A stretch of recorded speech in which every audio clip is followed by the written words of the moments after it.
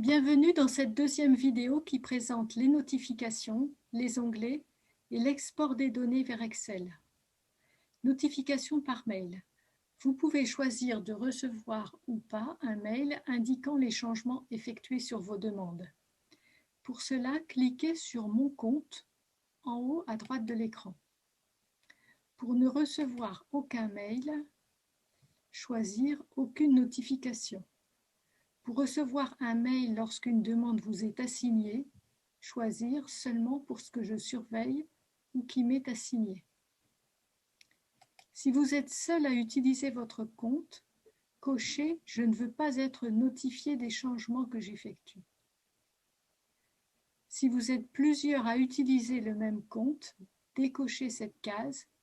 Ainsi, vous pourrez être informé des changements que les collègues ont apportés sur les demandes du bureau. Valider avec sauvegarder.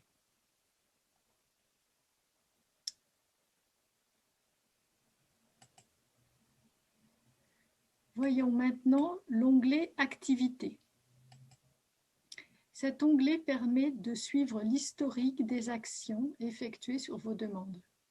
L'historique se présente de manière chronologique sur la période glissante d'un an, des demandes les plus récentes en haut de la page vers les demandes les plus anciennes en bas de la page. Onglet Demande. Pour retrouver facilement une demande, saisir le nom du candidat en haut à droite.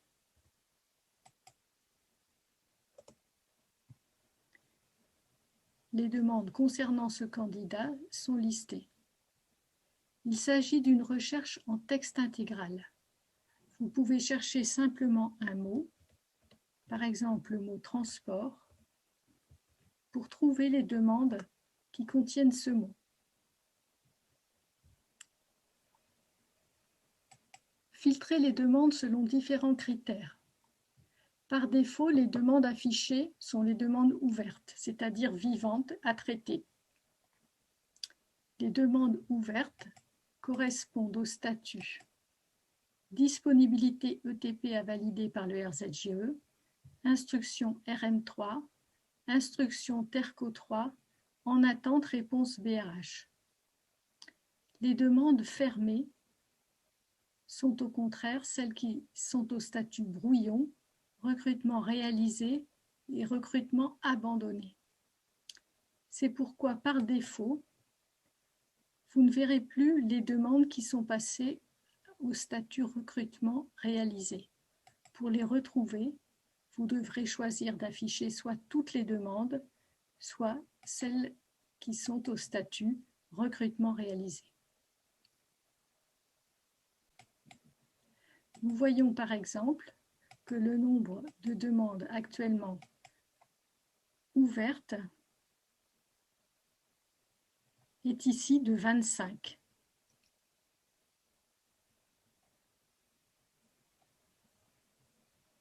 Cherchons par exemple le nombre de contrats dans l'ensemble des directions d'administration centrale qui ont débuté pendant le mois en cours.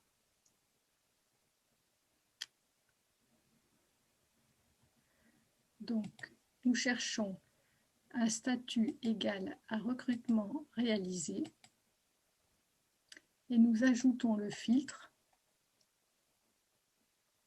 date de début du contrat est égal à ce mois-ci. Nous voyons qu'au mois de janvier ont débuté 16 contrats. Il est possible de combiner avec d'autres filtres, par exemple les contrats dans le domaine ressources naturelles et biodiversité. Le nombre de contrats ayant débuté dans ce domaine en janvier est de 3. Si vous souhaitez sauvegarder cette requête pour la lancer régulièrement, cliquez sur la disquette et donnez un nom à ce rapport personnalisé. Par exemple, contrat du mois en cours.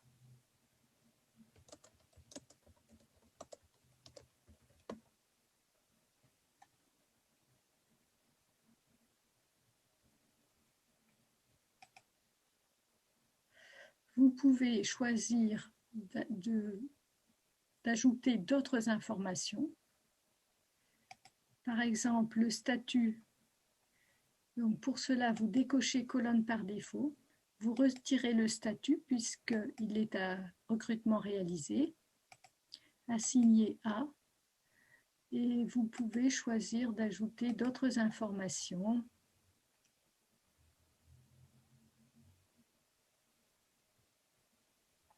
Telles que le domaine par exemple. Et de le remonter afin de trier par domaine par exemple ou par structure.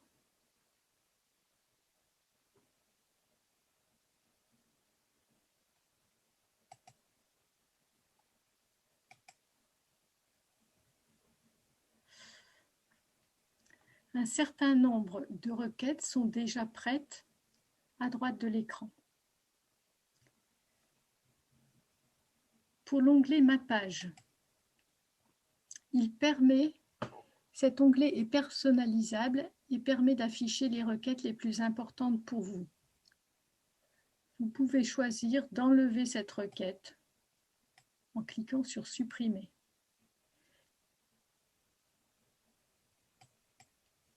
Et au contraire, d'ajouter une requête importante, les requêtes qui vous ont assignées par exemple. Cette liste n'étant pas très parlante, vous pouvez choisir d'ajouter le candidat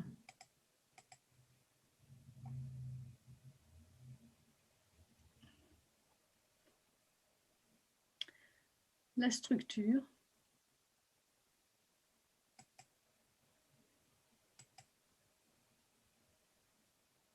et le libellé du poste.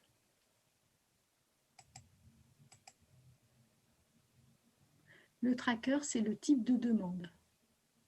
Nouveau contrat, renouvellement ou renouvellement en CDI.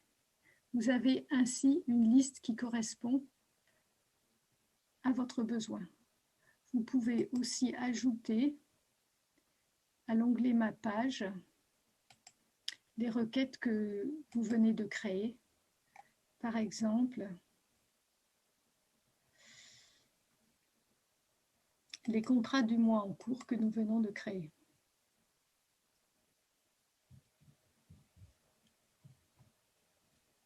Pour terminer, nous allons voir l'export des données sous Excel pour calculer les délais moyens. Pour cela,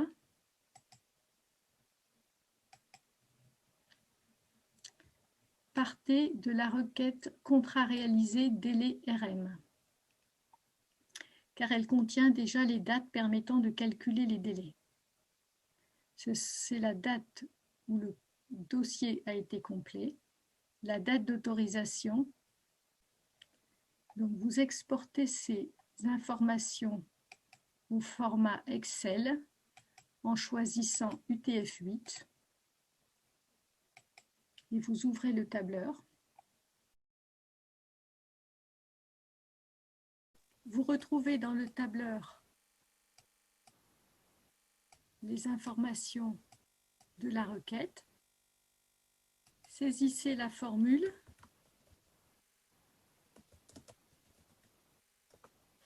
Le délai RM est égal à la date d'autorisation moins la date à laquelle le dossier d'instruction a été complet.